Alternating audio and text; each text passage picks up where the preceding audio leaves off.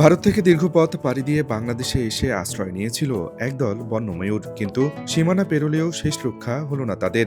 একদল যুবকের নিষ্ঠুরতায় ডানা ও পায়ে আঘাত পেয়ে নিবিড় পরিচর্যায় দিন কাটছে একটি ময়ূরের।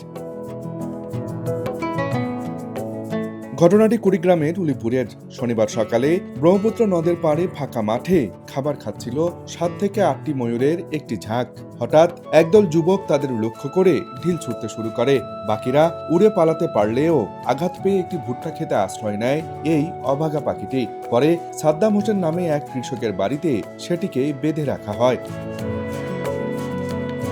খবর পেয়ে রোববার বিকেলে উপজেলা প্রশাসন ও বন বিভাগের সদস্যরা ময়ূরটিকে উদ্ধার করেন। তবে ততক্ষণে ওড়ার ক্ষমতা হারিয়েছে বন্য পাখিটি। ৬-৭টা ময়ূর ধান ক্ষেতের মধ্যে খাদ্য খুঁজতেছিল। পোলাপানেরা এদেরকে ধাওয়া দেয় এবং ঢেল মারে। সে আহত হয়ে ভুট্টা খেতে ঢোকে। পরে ওই ছেলেরা ভুট্টা খেতে নেট দিয়ে ভুট্টা খেত ঘিরা এনাকে এই ময়ূরটাকে ওরা হস্তগত করে। উদ্ধারের পর উন্নত চিকিৎসার জন্য ময়ূরটিকে দ্রুত নিয়ে আসা হয় রংপুরে।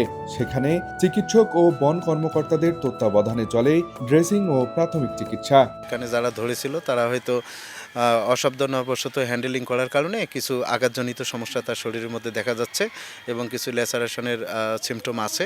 এগুলো আমরা ড্রেসিং করার পর তার ঘা শুকানোর জন্য হালকা অ্যান্টিবায়োটিক এবং পাশাপাশি পেইন কিলার আমরা ব্যবহার করছি এর মধ্যে।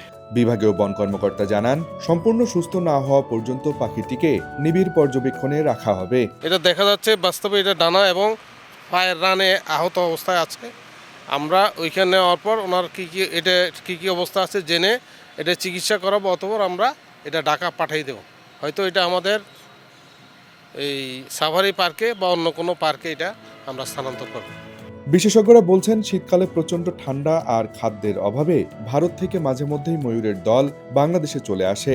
দীর্ঘ পথ পাড়ি দিতে গিয়ে ক্লান্ত পাখিরা অনেক সময় সাধারণ মানুষের নিষ্ঠুরতার শিকার হয়। বন্যপ্রাণীর প্রতি আরও মানবিক হওয়ার আহ্বান সংশ্লিষ্টদের। আব্দুর রশিদ জীবন, সময় সংবাদ, রংপুর।